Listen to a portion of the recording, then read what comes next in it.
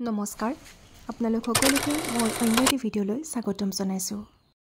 এইসমূহ ভিডিঅ'ৰ ক্লিপ আছিল মোৰ বহাগ বিহুৰ আগৰে, অৰ্থাৎ চৌদিশে প্ৰকৃতিয়ে দিছিল বহাগৰ আগমনৰ খবৰ। ফুলিলে তগৰ, ফুলিছিল নাহৰ, ফুলিছিল কপৌ, সেই সময়ৰে এয়া দৃশ্য। মানুহ বিহুৰ দিনাখনেই তগৰ ফুল দিছিল এই ফটোশ্বুট কৰিবৰ কাৰণে। আৰু মাৰ হাতখন চাওকচোন কি ধুনীয়াকৈ জেতুকাৰ ৰং ধৰিছে।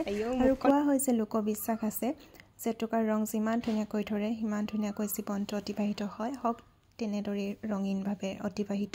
আৰু এটা লোকবিশ্বাস আছে, বহাগ বিহুত যদি হেনো বোলে জেতুকা লোৱা যায় তেতিয়াহ'লে পৰম্পৰাৰ লোকবিশ্বাস অনুসৰি সৰ্পদৰ্শনৰ পৰা ৰক্ষা পাব পাৰি। আৰু সকলোকে অসমীয়া নৱবৰ্ষ আৰু ৰঙালী বিহুৰ হীৰা-ভৰা শুভেচ্ছা আৰু ওলগ জনাইছোঁ। আশা ৰাখিছোঁ সকলোৰে যাতে মনবোৰ ৰঙীনতাৰে ভৰি পৰক আৰু জেতুকা ৰঙৰ দৰে সকলোৰে জীৱনবোৰ ৰঙীন হৈ উঠক। আৰু অসমীয়া নৱবৰ্ষটোত সকলোৰে ইচ্ছা আশা আকাংক্ষাবিলাক পূৰণ হওক আৰু সকলোৰে মিলা প্ৰীতিৰে ৰঙালী ৰঙেৰে শান্তি সম্প্ৰীতিৰ দোলেৰে আগুৱাই যাওক, তাৰেই কামনা কৰিছোঁ। আৰু আপোনালোকৰ পৰাও তাৰেই শুভেচ্ছা আৰু আশীৰ্বাদ বিচাৰিছোঁ। সকলোকে পুনৰবাৰ ৰঙালী বিহুৰ ওলগ আৰু মৰম জনাইছোঁ। আৰু এই কাপোৰযোৰ কেনেকুৱা লাগিছে জনাব। এই কাপোৰযোৰ খুব মৰমৰ হয়। এই কাপোৰযোৰ লোৱাৰ কাহিনী আছে, যদি আপোনালোকে জানিবলৈ ইচ্ছা কৰে তেতিয়াহ'লে জনাব। আৰু এই কাপোৰযোৰ লৈছিলে আমাৰ পৰা কেইবাটকাও, গতিকে যদি কাৰোবাৰ ভাল লাগিছে কাপোৰযোৰ জনাব। আৰু মই মোৰ কাপোৰযোৰ ব্লাউজটো ক'ত থলোঁ পাহৰি গ'লোঁ, সেইটো কাৰণে মই এতিয়া বেলেগ এযোৰ কাপোৰৰ ব্লাউজ এডজাষ্ট কৰি পিন্ধিছোঁ। আকৌ এইযোৰ মোক খুব মৰমত দিয়া ফুলি আছিলে আৰু ছেট এটা আছিলে, এই ছেটটোৰ মই এইটো হেৰুৱালোঁ, হেৰুৱা নাই, বিচাৰি পাম ক'ৰবাত, মোৰ গা বেয়া হ'লত ক'ৰবাত থলোঁ। তাৰপিছত নেক্সট এইটোকে পিন্ধিলোঁ। তাৰপিছত মায়ে ফুল দিলে তগৰ, সেয়াই।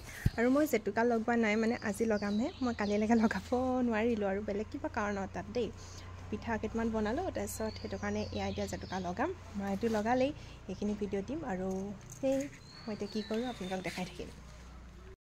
আৰু এয়া হৈছে মোৰ গোটেই সম্পূৰ্ণ ফুল কাপোৰযোৰৰ দৃশ্য, আপোনালোকক ধুনীয়াকৈ দেখাইছোঁ। মনটো খুব উল্লাহ লাগি আছিল কাপোৰযোৰ বহাগৰ বিহুত পিন্ধিবলৈ পাই। আজিৰ পৰা প্ৰায় 2-3 বছৰ আগতে লৈছিলোঁ সম্ভৱ কাপোৰযোৰ, বা তাতকৈ বেছি হৈছে যদিও মই পাহৰি গৈছোঁ। এই কাপোৰ প্ৰত্যেকটো কাপোৰে প্ৰত্যেকটো ছিজনত বেলেগ বেলেগ যিহেতু ডিজাইন আহে, আৰু এই ডিজাইনটো পূৰা সম্পূৰ্ণ চলি থকা এটা ডিজাইন হ'বগৈ, আৰু সেইটো কাৰণে লোৱা হৈছিল। আৰু এই কাপোৰযোৰ মই ল'ম বুলি ভাবি আছিলোঁ, তেনেকুৱাতে কোৱা হৈছিল যে এনেকুৱা এযোৰ কাপোৰ, আৰু ছাডেনলি আমি গৈছিলোঁ আৰু লগালগ আমি পাই গ'লোঁ। সেইটো সময়ত খুব নতুন আৰু কালেকশ্যন আহিছেহে।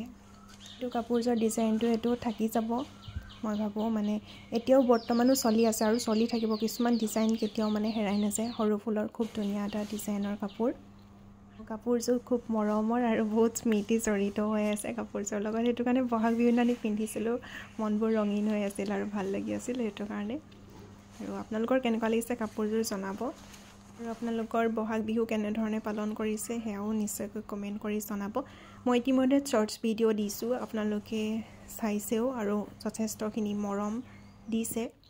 আশা ৰাখিছোঁ আৰু মৰম দিব। আৰু এনেদৰে তগৰ ফুল এপাহ মায়ে যে আনি দিছিলে গুচি লৈ পেলাই মই বনাইছিলোঁ দুটামান ৰিলছ, আৰু সেইকেইটা মই ইতিমধ্যে আপলোড কৰিছোঁ ইউটিউবত শ্বৰ্টছ ভিডিঅ' হিচাপে। আপোনালোকে তাত চাইছে আৰু মৰম দিছে। আশা ৰাখিছোঁ অনাগত দিনসমূহতো মৰম দিব, আৰু ঠিক একেদৰে লং ভিডিঅ'টোতো দিব।